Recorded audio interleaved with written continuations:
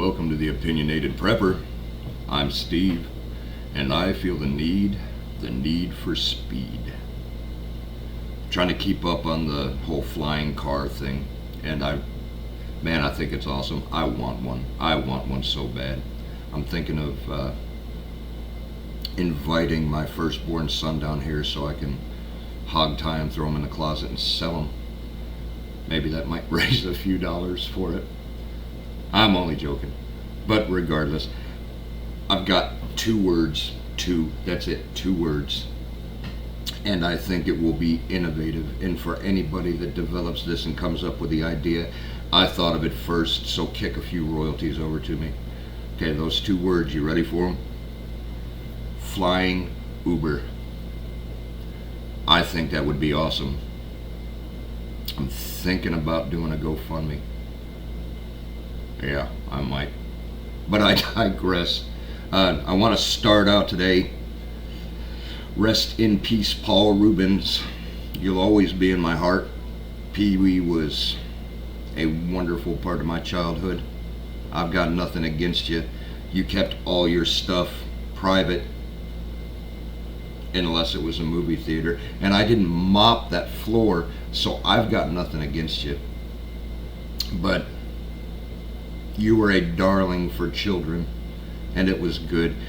Watching Pee-wee's Playhouse growing up, there was a lot of stuff that I didn't catch on when I was a kid. So there's stuff for adults too. Makes you think, wow. But regardless, up there with Robin Williams right now, I would love to be part of that conversation. Rest in peace. My sympathy to all of his friends and family. But I'm going to address some of these things that's going on in the news, and not a whole lot. There's a lot going. And if you like conspiracy theories and you like stuff getting tied together that's kind of seemingly unrelated, follow me over to the Rumble channel that I have.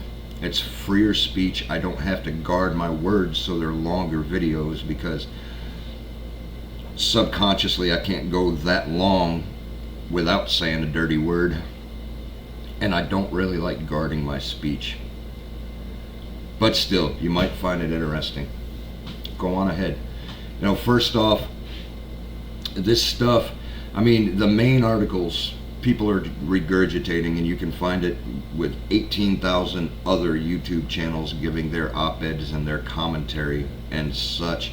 And I wouldn't be stepping on their toes, because I'm just a little itty bitty, but I'm not going to follow the trends. But a few articles that I was reading through, they caught my eye more than other articles caught my eye, and I don't see anybody talking about them. Now, I mean, I see a couple pretty good channels. They're talking about the whole revelation of the NIH giving some stuff to some mosquitoes to making them feel better so they don't have a cough, but they let those little suckers fly out into the public, and they found out that those mosquitoes will transfer the stuff to people that may not have wanted the stuff. They didn't line up for the stuff, but they still got the stuff, which kind of brings me into the thing that they found in California that they're blaming on the red tide. And I kind of think, is it really them? I mean, they're being pushed to be our enemies at heart, and we see that military-aged males of that race are coming over the border in droves, and are we secretly being invaded? There's a lot of fear-mongering going on. I wonder if maybe it would be convenient if a certain agency that whose job may be to be smarter than the average bear may have planted that stuff, and the nice hapless civil servant who just wanted to dish out a few violations for the health code came across it, and now it is sweeping the media, and people are getting scared. And I kind of link back because back in the day of the Charlie Victor 1-9er, I'll give credit to Bear Independent. He uses that quite a lot, and I like it. Back in that day, there was an uptick in HIV, there was an uptick in herpes, and science, medicine were studying that to find out what the correlation is and all of that stuff. And lo and behold, on a list of some of the infections that they found, right next to the Charlie Victor was hepatitis, HIV, herpes. So it kind of makes you scratch your head. Is there a link between that? And is it the people whose food is fantastic, and I love the food? You know, you're bringing over labs and you're bringing over secret police. Why don't you bring over some better Chinese restaurants, man? I'd really appreciate that. Kung Pao chicken, General Tso's chicken, roast pork and oyster sauce. See, now I'm making myself hungry. I digress. Do some good for the country. Forget TikTok. Forget secret underground labs. Give us some more food, make us fatter. I would appreciate it. And you have to bring it over more because an hour later I'm hungry. I'm rambling. I like food. So I'll go on. You know, you look on the other side of the country and down south a little bit, you see leprosy is making a big comeback. You know, and I'm not saying this has anything to do with injecting things into the population like other things may have been, you know, but I remember coming down south for the first time and hearing, don't touch armadillos, they can give you leprosy. I thought that was hilarious. I really thought that was a joke. Apparently not. Keep away from those dirty buggers. Those and foreigners, I guess, you know, that's causing the uptick. But a man that I was talking to, he showed the article to a nurse, and the nurse said, well, it's just bacterial, it's not a big thing. Some antibiotics would go and take care of that pretty quick. Well, that's good. And I mean, if there would have been antibiotics back in biblical times and in India, you know, when back in the 80s when they had leprosy camps and they were yelling, you know, it's contamination, contamination, your touch, go away, don't go near us.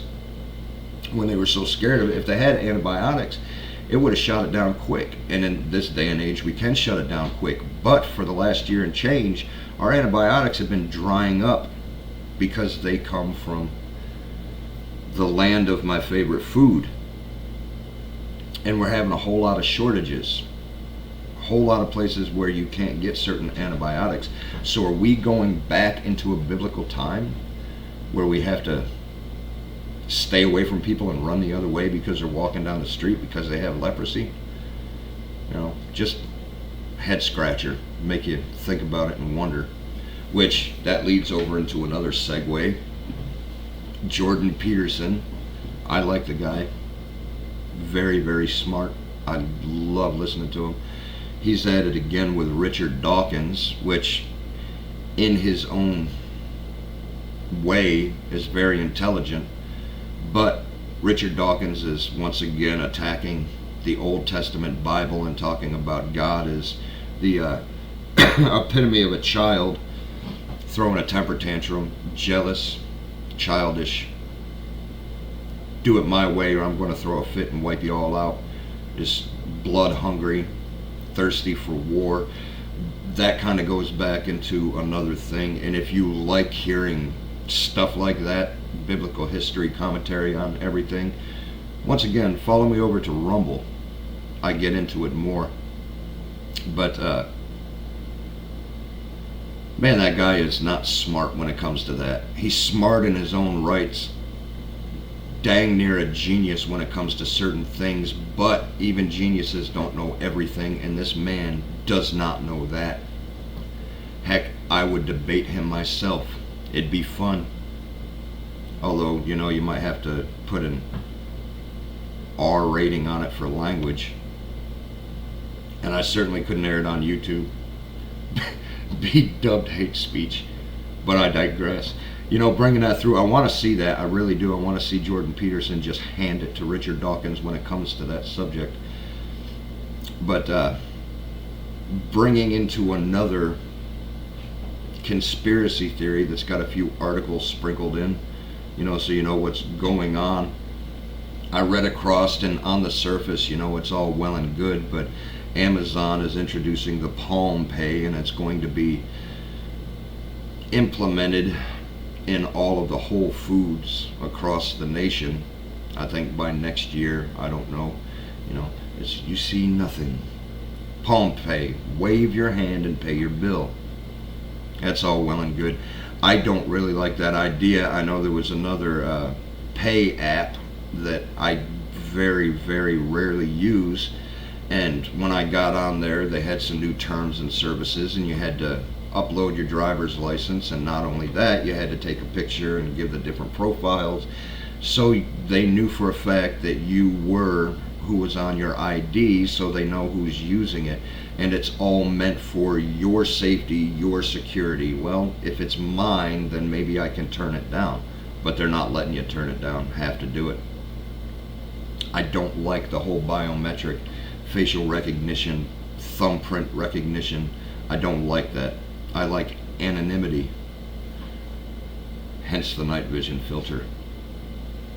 But that's good on its surface and everything, but how does it tie in? And so it's security and this and that. Well, DARPA came out last week. There was an article, maybe the week before, where DARPA was funding a college in the Negev, and they successfully came up with an AI tool that scours the net for social norm violations.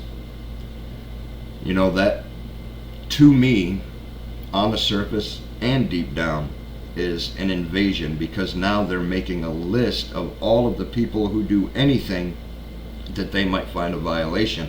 And on the surface it looked good, because they broke the violations and the social normalities down into 10 groups. And it was groups like giving, charity, caring, politeness. That's good. But one of the groups stood out to me, and it was called conformity. Do you post some things on the FB that may get flagged for improper, and you don't have any feelings about it one way or the other? It's not like you have a die-hard ideology, but you find it funny at the time, and you share it with some friends that might have the same humor as you. You post something about the ineptitude of a general or something like that, call them out by name. The Pentagon's already tracking that. But now this AI tool will seek out a group of people that are deemed rebellious, that do not conform to social norms, and they make a note for it. Well, what's that going to do? How could they possibly do anything against that? Tune in and find out. And that kind of leads through to the last thing that I'm going to talk about. As I'm doing my whole clickety clack and feeding the rabbit hole, which goes pretty deep, I come across this site that's this company, and it's named Rhombus. And there's two different sites when it comes to that. It's the civilian side, where they're pushing how good it will do for communities and for people in general, because this artificial tool is scanning everything, closed circuit television, things they shouldn't even have access to, and they're making notes and seeking out micro mannerisms and voice changes and any type of aggression and emergencies. If you fall down, someone's having a heart attack, nobody's around, closed circuit TV just happens to see it, well, there's your thing in the background calling emergency services for you. It's good. If artificial intelligence starts to sense that a fight or anything may be happening because of a change in a person's position or anything like that, they're following you, they're making a note, they know your face, they know your stride, they know the clothes that you're wearing, they see the change. I wouldn't really be surprised if they could tell your blood pressure rising, and they make a note of it. Send the cops, shut it down before it happens. Well, yeah, that'll make a more civilized society. Okay, have you heard of George Orwell? But I digress. That same company on the civilian side is using that same AI tool, and they dubbed it The Guardian. There was an there was an article last week or the week before, middle of July, I believe, that it says bringing AI into the Situation Room, where they're selling it, bringing it across anytime there's any social unrest, any disagreement, any argument, any change in political ideology, any group social media that's showing people are a little disgruntled, they're making notes of it, and then they're running scenarios and war games. And when I say there, I mean AI itself, collecting all this data, wondering what could happen, a million different scenarios a second. Kind of like how if you're a Marvel fan, you know, in Infinity War, Doctor Strange just moving his head all over the place, seeing different scenarios, different realities, what would happen, what's the outcome. But they're trying to predict what can be done, and at the time they're predicting it and they're thinking of those hypothetical scenarios, it's spitting out solutions. Hegelian dialect. And the Prez isn't going to need, this is just me, I'm thinking logically, it didn't say it in the article, but the Prez isn't going to need a security cabinet. He's not going to need a bunch of people with differing opinions that can give their emotional beliefs and their convictions. He's not going to need that. He's just going to have the Grand Savior AI say, this is what we see, this is what's developing, this is what's going to happen, this is what's going to cause it, this is what you need to do to stop it. And the president will give the order. How long till we don't need a president anymore? And it's just AI checking everything, seeing everyone, the all-seeing eye. I'll get on a biblical rant, so I'm going to stop it right there. But regardless, my friends, you'll see a few links down in the page. I would really appreciate it if you like, share, subscribe, you know, all the things that you hear all of the other content creators and channel owners ask you to do. I would repeat the sentiment. Please like, share, subscribe. Share it to all your friends, especially the tinfoil hat wearing ones. If you want to hear some more on these subjects and topics and things that I have a little bit more leniency with over on Rumble, follow me over on Rumble. I'll leave the link down in the description with a couple more links. There's a coffee company. Try it, drink it. Not expensive. It'll really give you a gourmet taste without the gourmet price. I know that sounds very cliche, but still it's good. I drink it every day. It's a small business, so I'm not, you know, pushing the corporate overlords. I think if you want to change the world, you do it one community at a time. That starts with yourself. And if you want to support small business that tends to agree with the way that we agree, maybe give Moose Run a try. There's a book down there. If you really like conspiracy theories, you like really digging deep, and you like your mind wandering to where you're going to dedicate an entire wall to conspiracies, and you have to buy a whole lot of thumbtacks and red string, read that book, The Conspiracy Theory of Everything. It's long. Take your time reading it, because you need to take time to chew on it, let it absorb, but it's really worth the read. Again, find me on Facebook, find me on Twitter. You won't see me post very much on there, other than some articles I might find relevant and some links to Rumble and YouTube. You know, so yeah, go and like the pages. If you don't want to, don't. Either which way, my friends, God willing, we'll see you tomorrow.